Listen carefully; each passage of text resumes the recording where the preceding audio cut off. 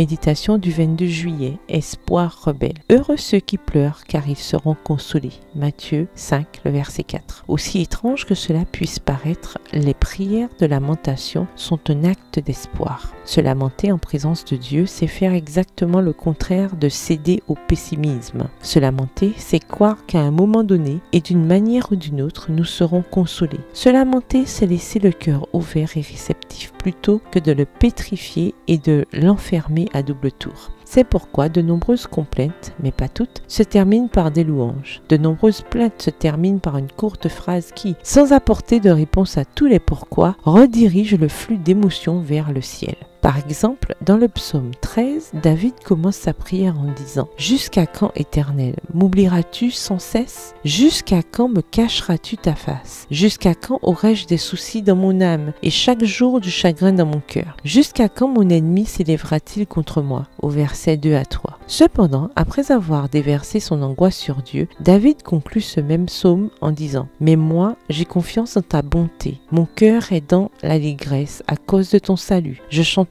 à l'Éternel, car il m'a fait du bien. » Au verset 6. Ses ennemis le persécutaient toujours. Sa situation n'avait absolument pas changé. David ne dit pas qu'il fait confiance à Dieu parce qu'il possède un optimisme aveugle et enfantin. Bien au contraire. Voyant clairement la difficulté de sa situation et sans nier la complexité de ses émotions, David tourne son attention vers le ciel. C'est un bel acte d'audace spirituel. C'est un acte d'espoir rebelle. Le plan de l'ennemi est de nous séparer de Dieu, que ce soit par la douleur ou les plaisirs. Son intention est de nous déconnecter du flux de l'amour divin. La prière de lamentation est puissante car elle nous garde connectés à la fois à nos véritables émotions et à la raison de notre espérance. Si toutes les lamentations ne doivent pas se terminer par une phrase de louange, en fait, ce n'est pas le cas de tous les psaumes de David, le but de la lamentation est de nous reconnecter à l'espoir. La plainte nous garde unis à un Dieu qui nous écoute, qui se soucie de nous et qui veut partager notre douleur.